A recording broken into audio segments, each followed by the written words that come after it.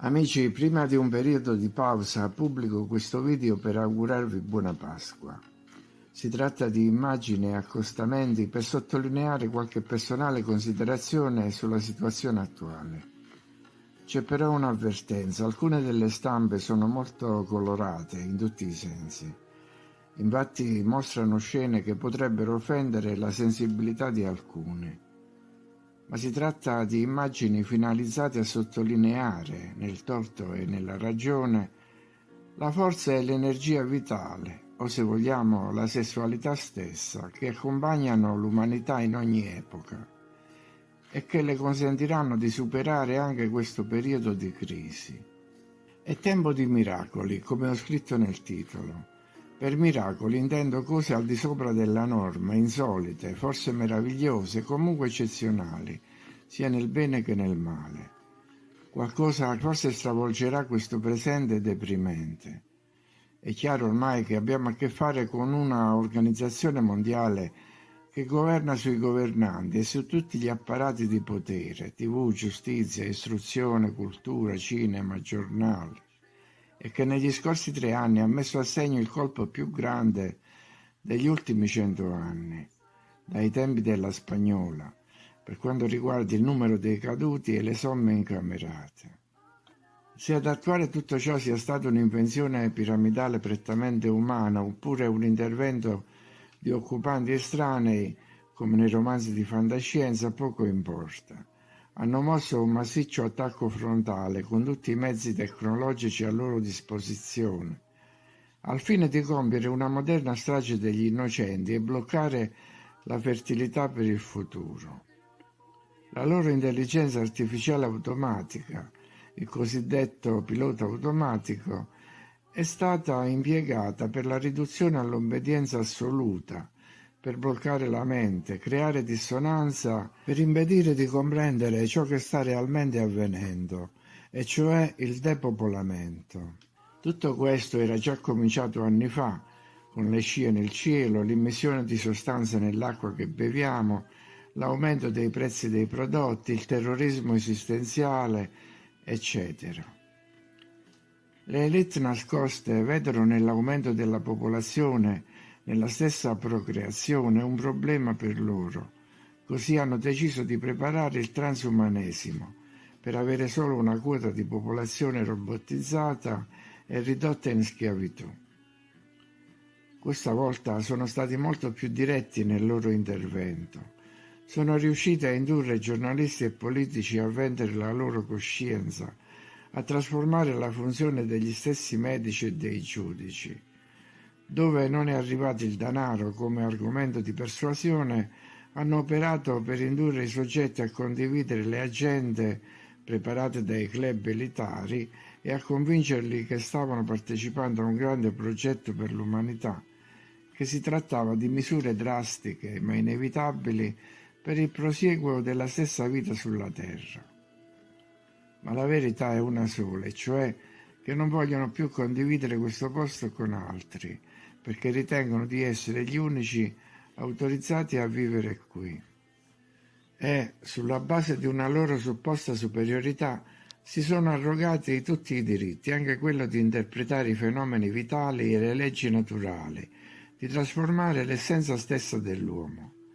Ma, nonostante un largo spiegamento di forze che ha visto scendere in campo tutte le autorità, fra virgolette, questa volta un numero molto alto di persone ha resistito, probabilmente una ventina di milioni.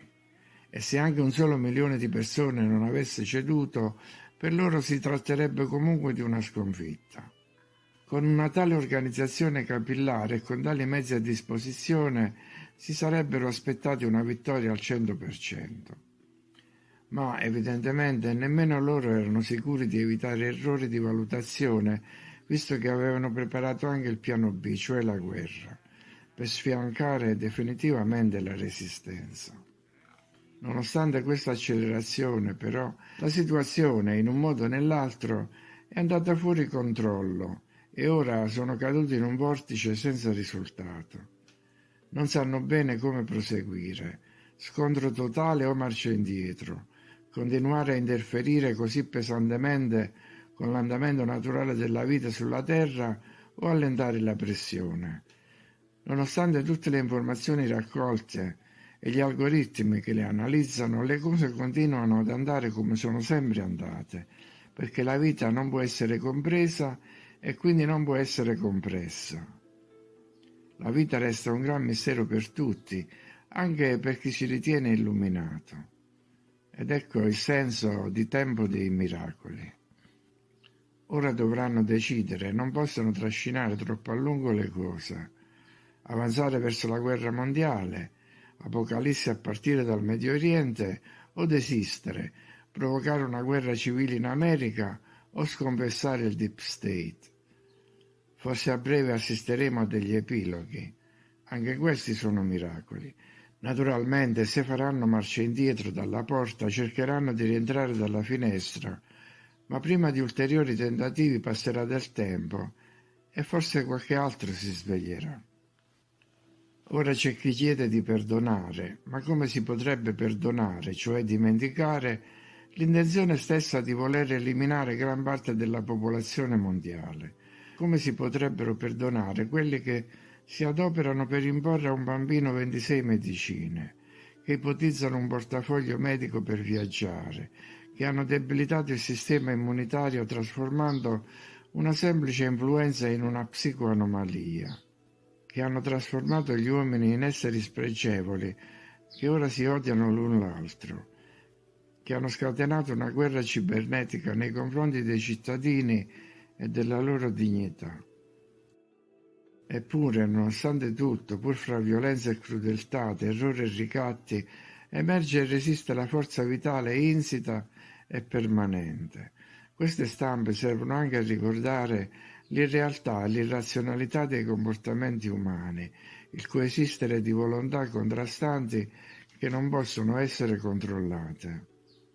Infatti, anche se c'è qualcuno che si arroga la capacità e il diritto di psicanalizzare o di leggere nel pensiero, non si riuscirebbe mai a interpretare e regolare ciò che passa veramente nella testa delle persone. Sarebbe pura illusione. Nemmeno gli illuminati, ripeto, con i loro algoritmi potrebbero districarsi in questo caos.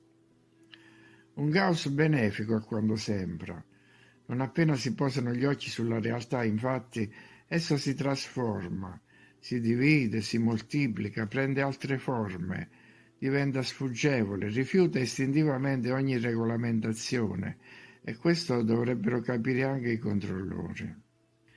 Noi forse siamo stati creati per essere proprio così, uguali all'apparenza ma tutti diversi, santi e peccatori, lussuriosi e casti, crudeli e misericordiosi, deboli e coraggiosi, tristi e gioiosi, in un mondo in cui nessuno capisce né vuole capire nessun altro, ma in cui tutti sono pronti a ripartire da zero. Il miracolo dell'eterno ritorno. E questo li rende furiosi.